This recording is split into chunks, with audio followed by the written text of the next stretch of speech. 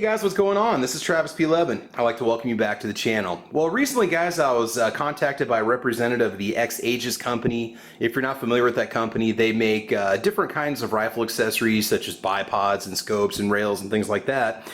They asked me if I'd be interested in testing out one of their optics. And as you know on this channel, I've been bringing you some gear tests on some relatively inexpensive scopes. We checked out the Sonicking scope. We also checked out a scope from Pinty HK. Both of them, I believe, had almost identical magnification levels. We're going to try something a little more powerful here, and I said, sure, I'd love to test out one of your scopes. Now, when it comes to these inexpensive scopes, you know, the quality can be somewhat hit or miss at times. Tuesday night, 9 o'clock, and you never know exactly what you're going to get. Now, the Sonicking scope that I have runs great. It's held up fine through 150 rounds. It has not lost zero. I noticed that recently 22 Plinkster had tested that scope, and when he had it mounted, he had tapped on it, I believe 3 times with the mallet on the top and 3 times on the side, and it lost about a ½ inch of its zero. So the internals on that from outside shock may not be very resistant, but the Sonicking scope for me, again, after 150 rounds, is still holding zero. So with these scopes, you know, don't expect Trijicon grade or Vortex grade optics and quality internals. That's not what you're paying for. You're getting something inexpensive, you know, should do the job, say for deer season. We're not talking about, you know, close quarter battles or anything like that. It's an inexpensive scope, and it is what it is. So let's go ahead and get started with this unboxing. Alright, so what we're going to check out here is the $36.99 6x24x50 size reticle rifle scope. Okay, and it comes with, should come with rings, and it should come with mounting hardware, also some sunshades and eyepieces and stuff like that. Actually comes with quite a bit for the money. So it is a pretty good sized box that comes in. Not much for packing, just a little bit of paper on the inside of there. Box is decent. It's pretty plain Jane, fairly nondescript. All right, let's go and check it out. The X-Aegis Rifle Illuminated Scope, new, made in China. Okay, so it looks like we're gonna have our hardware in this box. Let's just go ahead and check this out real quick. And we've got our rings. Okay, got a decent little set of rings with an Allen wrench, so you're basically good to go right out of the box. Again, bear in mind on rings like this, you sometimes have to use some thread locking compound to get it to hold zero. These are also a high mount ring, so you've got the see-through on it, so you may be able to use your iron sights depending on how you have it mounted on your AR or rifle, etc., depending on what you decide to do with it. I know some guys like a nice high power scope for, say, a varmint rifle. Looks like we've got the eyepiece that's going to go over it. And I wanted to try something just maybe a little more powerful, and if this thing holds zero, this may be the scope that I'm going to use for the late season deer I'm going to go for in January. It's got a pretty good size sunshade with it. It's threaded on the inside. It's aluminum. The finish looks okay, looks decent. Okay, it's not bad. All right, let's go and get the scope out. It's got a little bit of foam wrap around it, but nothing real heavy duty for shipping, so hopefully your boxes don't get too beat up when you get them. Okay, we've got an instruction manual that comes with it. Any information on the warranty here? You know, a lot of these companies, they do give you a lifetime warranty. You can contact them at any point and have problems. Many times they just send you a new one.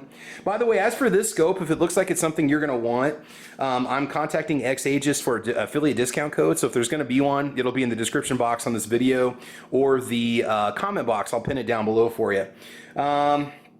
Note for air gun or target scopes, parallax adjustment, maintenance. Okay, no information on the warranty, so I will see if I can get some more information out of X-Aegis about that. And let's go ahead and check this out real quick. Once we get it out of here, I'll give you a general run through on the features and construction and build and so on. So this is definitely different than the 3 to 9 by 40 scopes that we have been showing off earlier. That's a pretty good size. Okay. It looks decent. Again, it is illuminated, which is nice. I'm probably going to test this one out on, I don't know, either the AR or the Ruger Ranch, one of the two. I really like the Ruger Ranch because it has a little more shock, has a little bit heavier caliber, you know, that 762 by 39, so it might be the better caliber to test out with a scope like this. Let's get that out of the way. So you've got your flip-up lens covers. Okay, that's always nice.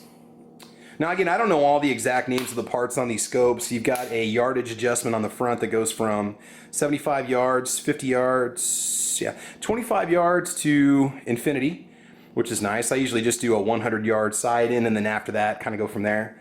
You've got your windage and adjustment knobs. They get a little bit of a nick on the paint there, but I mean overall the coating is not bad. It looks pretty good. It's fairly uniform, and it seems to be a decent coating.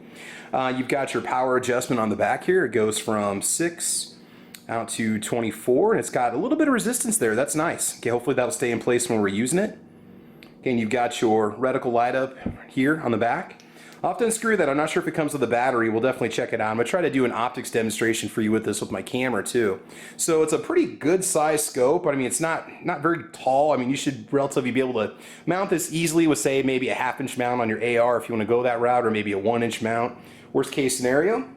All right, let's go ahead and stop for a second. We'll just take you through a quick list of the basic features on the scope, and then we're going to put some of this hardware together on it and go check it out. All right, hang tight. Okay, information about the scope. It seems to be pretty much what we hear on a lot of these other websites. This scope is shockproof, fogproof, and waterproof. It's fit for Picatinny and Weaver rails only. Magnification 6 by 24 power. Objective diameter is 50 millimeters. Field of view 28 feet at 100 yards. Clip value is 1/8 of an inch at 100 yards. I like that. I like that adjustment. That's nice. It is built with 6 to 24 magnification. Has 2 colors illuminated for choice, red and green. Okay, it says that you also get the sunshade and the rubber gun eye shade is what it says on Amazon, and the price is the same as before. So right now, like I said, it's $36.99 on Prime with Amazon. It gets 4 out of 5 stars on 63 reviews. All right, once again, as a pathetic American, I cannot convert metric off the top of my head. So the eye relief is 3.52 inches. We have that in standard measuring units. Tube diameter is 1 inch, which is 25.4 millimeters. Length is 40 centimeters. The weight is 630 grams. I'm not sure what that is in ounces. You guys can do the math on that. The battery is a CR2032x1, which is included. You get the scope, a lens cover, a sunshade, and 2 scope mounts for 20 millimeter Weaver dovetail rails only. So again, let's go ahead and, okay, now what we're going to do is, let's go ahead and take this outside. Okay, we're going to put the camera up behind it and just see how clear the lens looks. Obviously, through the camera, it might look a little bit different than through my own eyes. But just kind of curious to see if it looks blurry, if it looks sharp, how well is the light magnification. It's partly cloudy out right now, and it's not really bright out, so it'll be nice to see what this thing can do, say, in a lower light setting than the other tests that I've done before. Okay, so I just want to show this off real quick before we take it outside. I've got that extended sunshade on the front. I will definitely use that because I deal with a lot of glare. I do a lot of early morning shooting on the channel, and it is tough for me sometimes to not have glare show up through that front of that scope when I'm trying to use it. So it adds about 4 inches to the length of the scope, but you can put the little flip up lens protector on the front of it, your lens cover on the front and also on the back. Also, there's a fine adjustment knob on the back here that this is covering up. So I'm gonna go and leave this little rubber eye cup off of here. This is gonna be fine for what I need to do. It's got a plus and a minus on it. I don't know if that's just like a fine-tune adjustment for focus or what it's for, but if I can't focus, obviously I'm gonna take this off and use that knob. It illuminates right up with no problems. The battery was already installed. She's good to go. Seems plenty bright. Got the mounting hardware already on there. It's not bad. I mean, it doesn't seem any better or any worse than any of the other mounting hardware I've used before. We'll see if it does stay tight when we have it on the rail and we take it out to the range. So we're just gonna take this out back. I'm gonna set this on the toolbox and we'll just put the camera up through the rear and just focus in on something. We'll do a max magnification and see how it looks, see if we have a lot of distortion and so on, and just see what you can expect out of a $37 6 by 24 by 50 scope. All right, hang tight. So real quick, this is my basic setup. We just have the scope taped down on the back. It's a little bit front heavy. I wanted to show you the knobs on here. These are decent.